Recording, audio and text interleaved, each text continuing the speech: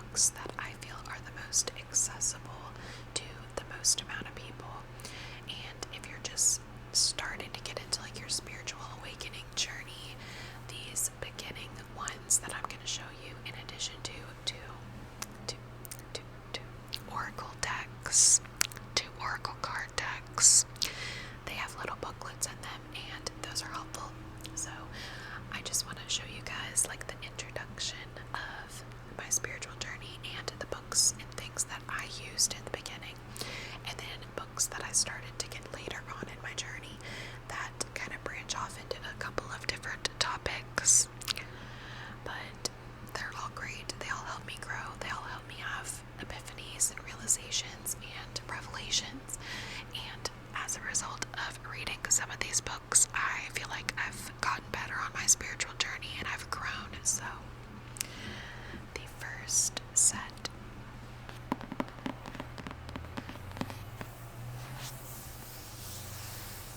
super beautiful cover. It's soft touch, and it comes with 3 books.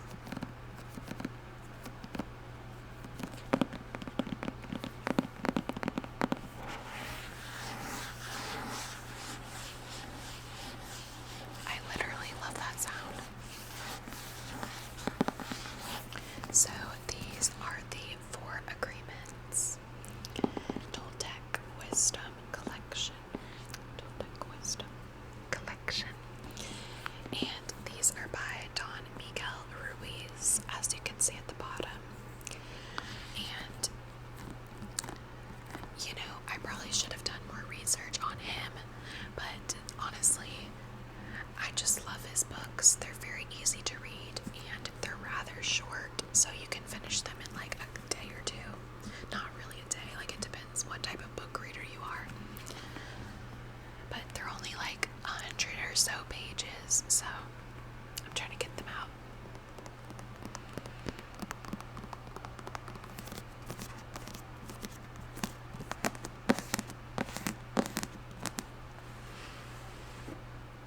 So the reason why these are the best like introductory books is because they're pretty affordable. This says that they're $14 individually. This one's $12. And yeah. So if you were to go to Barnes & Noble, there's going to be a big section of these, and basically he's like a spiritual teacher and healer type of figure, and he has a lot of wonderful pieces of wisdom to share. So the first one is the 4 agreements, and it says a practical guide to personal freedom. And I'll read the back, it's really short. In the 4 agreements, Don Miguel Ruiz reveals the source of self-limiting beliefs that rob us of joy and create needless suffering. Based on ancient Toltec wisdom, the 4 agreements offer a powerful code of conduct that can rapidly transform our lives to a new experience of freedom, true happiness, and love. Thank God the heater just stopped.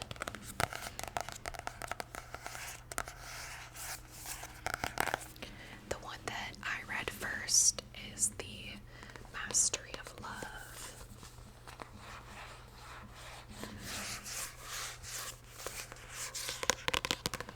This one says a practical guide to the art of relationship. In the Mastery of Love, Don Miguel Ruiz illuminates the fear-based beliefs and assumptions that undermine love and lead to suffering and drama in our relationships. Using insightful stories to bring his message to life, Ruiz shows us how to heal our emotional wounds, recover the freedom and joy that are our birthright, and restore the spirit of playfulness that is vital to loving relationships. So there's also other bullet points back here, like lessons that you're going to learn throughout, such as how to finally accept and forgive ourselves and others, why we hunt for love in others and how to capture the love inside us, the war of control that slowly destroys most relationships, and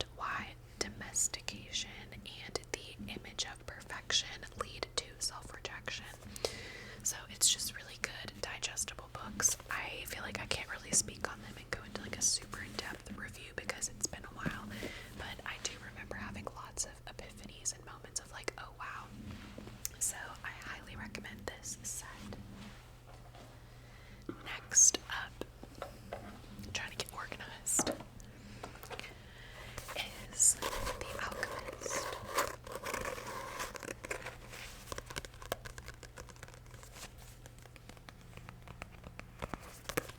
I've always loved books, you guys. I think they're a wonderful thing to collect and have to like reference, you know. So this is the 20th anniversary edition of The Alchemist by Paulo Coelho. And I definitely read this in maybe middle school. And I not recently, but like within the year, I started to read it again. And honestly, that's pretty good for me, like getting about halfway through. But it's basically like the journey of finding your own personal truth and your own personal treasure. And it's just a wonderful book. It is a wonderful, should I be reading these? Whatever you call them. I feel like we're gonna run out of time if I do that, so if you guys want like individual videos where I just like talk about one book and like my feedback on it, or you know, maybe stuff that I would have underlined or something like that, let me know. So we're just gonna do an overview, but this is also a really wonderful book if you are just, you know, needing a little bit of a soul revival and you want to restart or kickstart your journey of finding yourself again and knowing your value and trusting your intuition and not listening to outside noise. Like, it's a great book on like perseverance and like continuing to push forward to get your life's treasure. Now we have a card deck as well as the guidebook of what the cards mean. So this, I used to collect tarot cards. I haven't bought any new decks because I just don't really use them anymore, but they did serve a really big purpose, like a huge purpose in the start of my spiritual journey and awakening, so I'm really grateful for them. So if you guys are just starting, I think this deck is awesome. It's just a fun deck. It's not tarot, but it is called a yogic, not sure, Path by Sahara Rose. And they come in these really cute packaging. Look at that beautiful mandala, the flowers, peacock feather. Oh. Do y'all hear that? I'm so sorry, people are drunk. So, look at how gorgeous. I think cards are also a beautiful thing to collect if you have an appreciation for art. So,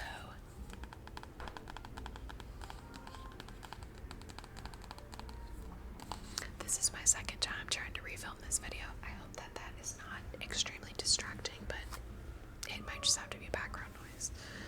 So, as for the imagery in these cards, I don't want to speak wrongly on any of these, so I don't know what culture specifically all of this is from, but there's words like dharma, karma, and like different goddesses, like deities. See that? So we can do a video soon where I like pick cards, maybe out of this deck. If you guys would like to see that, let me know.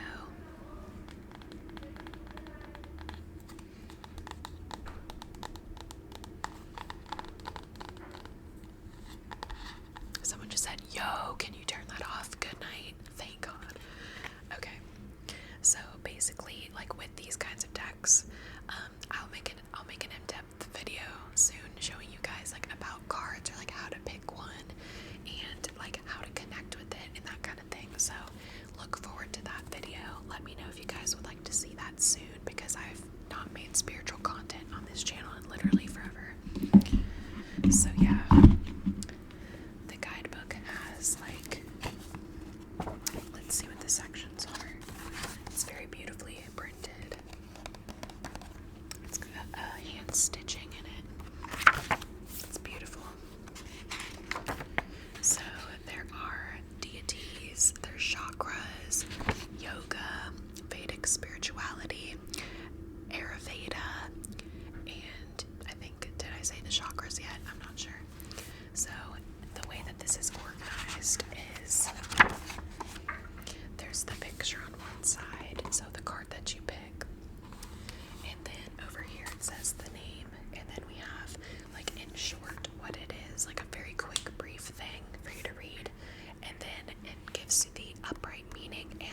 reverse meaning of the card. So, absolutely gorgeous.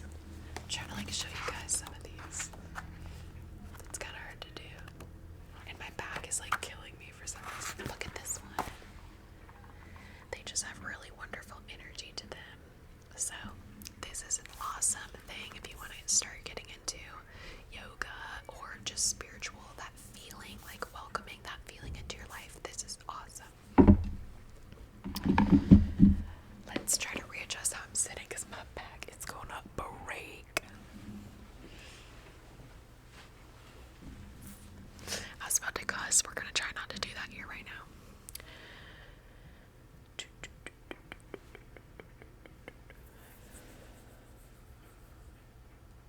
Look at these trash nails. These do not look good right now.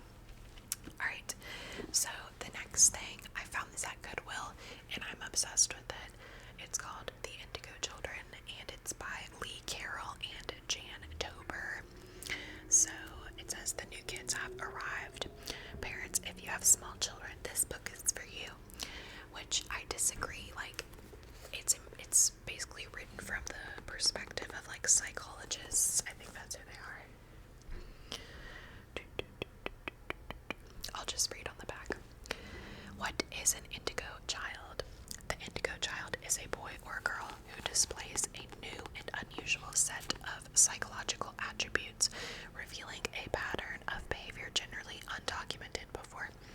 This pattern has singularly unique factors that call for parents and teachers to change their treatment and upbringing of these kids to assist them in achieving balance and harmony in their lives and to help them avoid frustration.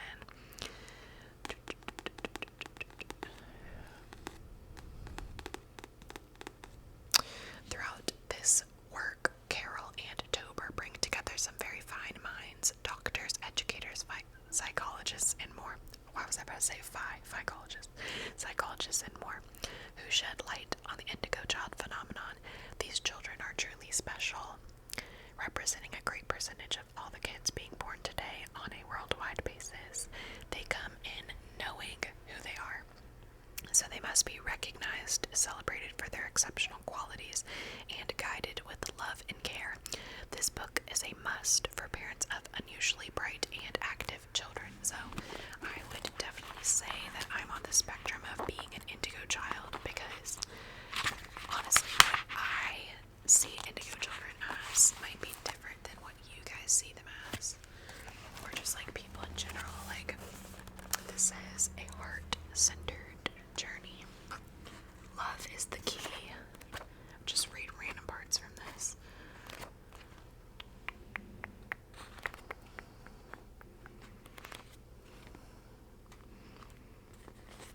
Oh wow. So this is a letter that a father wrote his daughter, and I relate to this, like I feel this. Our indigo child, I look in your eyes and I'm held by your stare, so much knowledge, so alert and aware. I feel that I know you, I've met you before. Where have you come from? I want to know more. Do you remember a faraway place with a different name and a different face? Don't be upset if we don't understand the message you bring with you back to this land. We know who you are. We know why you are here. To answer our questions, your purpose is clear. I don't know that you feel that you don't belong here. Don't be frustrated. We'll always be near. Our family is close in both spirit and mind. We understand you. We know of your kind. You offer us love and you bind us together. Your touch on our hearts is as light as a feather. Why have you chosen to be our little girl? What is the message you bring to our world? Your spirit is gentle, so peaceful and mild. Your spirit is special, our indigo child. So, indigo children often deal with feeling very isolated, misunderstood heavily. You feel like you're constantly having to explain yourself, and people still don't get you or don't want to give you the time of day, but like, you know you're special and you know your value, and like being around regular people in the world kind of like overshadows that. So indigo children, extremely difficult, like it is an extreme struggle and difficulty to be an indigo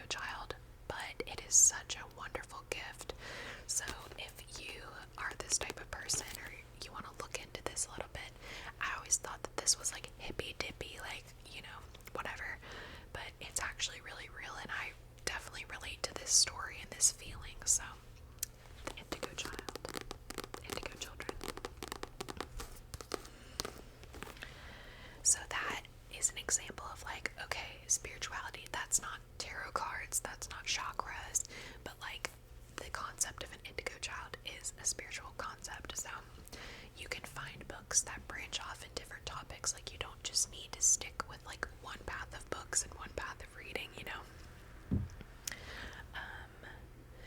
Next, we will talk about sacred contracts. I think this video might end up being like 30 minutes long. I don't know yet. Y'all will see. Because I don't want to like rush my talking, because I'm trying to like slow down and be more present. Also, the thing about Indigo Child is like you feel like you're a very gentle soul and you're very hurt by a lot of things that just humans do and people do, and you're very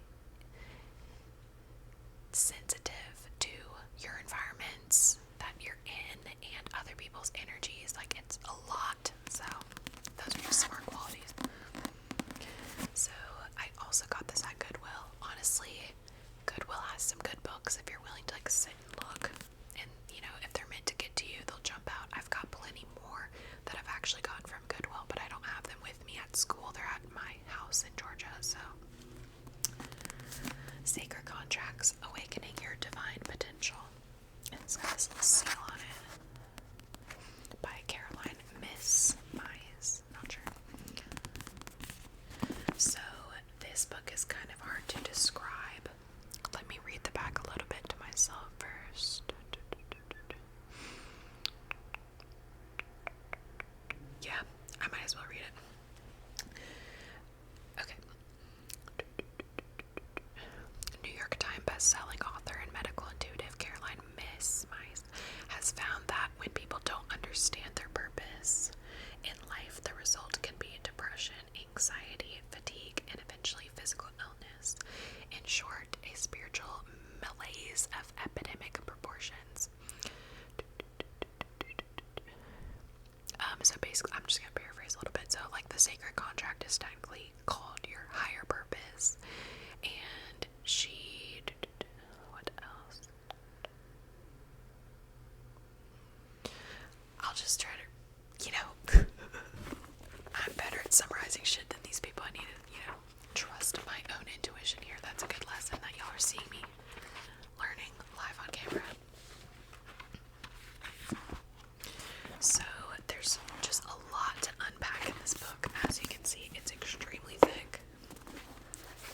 The text is kind of small, but it talks about like chakras, and then it talks about like archetypes in your life, and it talks about like patterns that you have, the shadow and your divine potential. Let's see in the front if there's anything insightful for us to look at. Okay, table of contents, baby. What is a sacred contract? Contracts of myths and masters. The stages of a sacred contract. Speaking archetypes, your four principal energy companions. Identifying your archetypal patterns, the chakras, or your spiritual backbone. Reinventing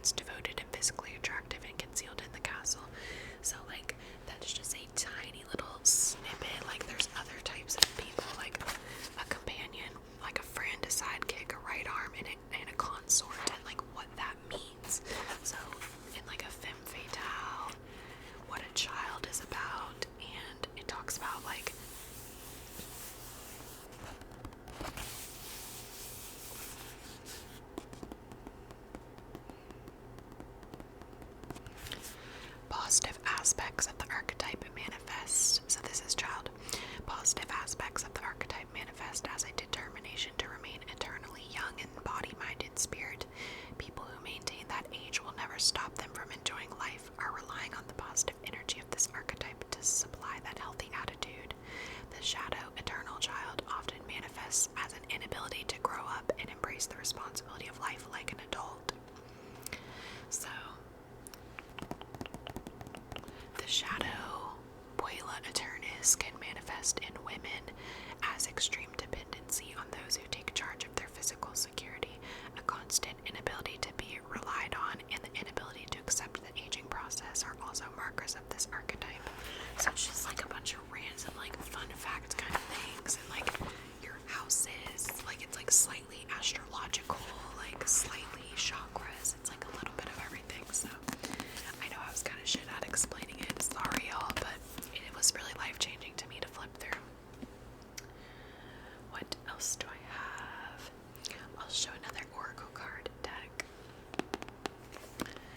Now, this is, I think there's two different types of writers. There's the type of writer that talks above everyone's head, and you have to be specifically tapped into exactly what they're talking about for you to like get it. So I would equate that to like a math textbook, perhaps. Like, I myself do not enjoy math, and you can hand it to me all day long, and I'm gonna be like, I don't want to read that, like, what the fuck. But if you're really into math, you get it, you're obsessed, you love it, it's intriguing to you. So this person, I feel like, could be the, like, I'm better than you type, but she writes everything in such a simple, accessible, digestible way for everyone to get it, and, like, I really appreciate that about those types of writers. So, like, Alana Fairchild is the writer of this Lightworker Oracle, and she makes light work feel very accessible. She makes these spiritual concepts feel very accessible, and by that I mean, like, her writing style makes it so that anybody can get it, and she's not going to make you feel ashamed or embarrassed or like out of the loop. That's a good way. Out of the loop. Out of the loop. If you're not in the spiritual community. So pick this up and it will change your life in many ways. A lot of these will. A lot of these books do. It's really, like, to me, books are mainly about awakening and about understanding you better and, like, the world better. It just, like, expands your brain. I think books are the best. Even if you're not going to read it front to back, like, I don't care. I don't read them front to back rarely anymore. Like, I feel like I just don't have that time or energy or care right now for it, but I used to. It's magical whenever you have awakenings and moments of, like, bliss. So these cards, the glare is like terrible, but these are so wonderful. I'll just flip through some of them.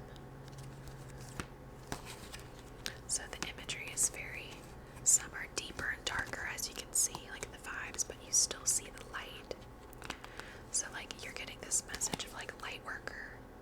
See that?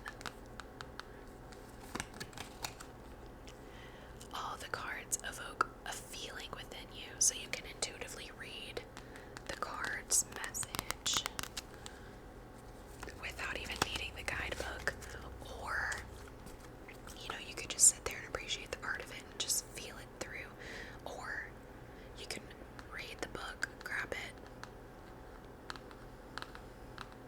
Should I read this one? Orbs of Light, 40. Here's the handy dandy book. Love the way she writes. I'm pretty sure.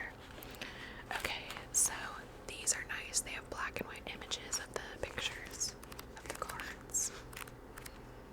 40, 40, 40.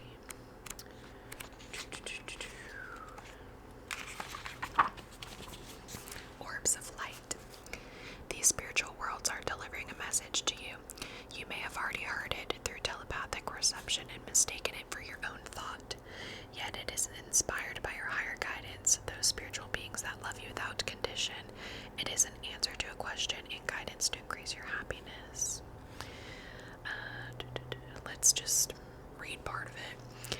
There are orbs of light around you. They are spiritual beings that love you. These orbs contain information and energy help answer questions and worries through the intelligence and love of the higher spiritual worlds. That information might come through a song, a phrase, a feeling, or a color or symbol that unlocks awareness in the deeper recesses of your mind and body. So like your ability to understand what you're seeing around you and what you're feeling inside your heart, and like connecting the dots, like themes. For example, ballet right now for me, like I'm obsessed with ballet, and I've had like 8 different signs like surrounding it, but it's like I'm supposed to get into that. I'm supposed to like feel the feminine energy and like care about my arms and my movement and like access that part of myself that I've had laying dormant for so long. Like that's what that means pretty much. So just these are very awakening and wonderful, and they will help you understand so much about yourself. So to be honest, if I would recommend absolutely anything out of this whole video, I think I would recommend this right here. Because even this deck, it's not for everybody. But like if you genuinely feel like you're overall like a gentle soul, and you feel like you're kind of having a hard time belonging, and like you feel like people don't see you for who you are, like the good person that you feel you are, or like the energy that you have in your heart, even if your external world isn't really reflecting it, like this makes you feel seen, this makes you feel heard and understood, and it kind of does motivate you to keep going and, you know, embrace and learn to love this part of yourself and to love your gifts. So I think that's what a lot of these books did for me. Like the awakening moments that I did have were reminders of my gift and reminders of what I love and what I'm good at and what I care about. And if the rest of the world around me doesn't really seem to be into the same stuff as me or reflecting it, it does feel like, wow, I'm so alone. But like at least there's these books, and at least there's these resources that people are making, and even YouTube videos, like just telling your truth, which essentially is what a book is. It's that person telling their truth, or like a story's truth, or whatever. It's just all about sharing truth and living with your eyes open. So that is it for tonight's video. I hope that you guys enjoyed the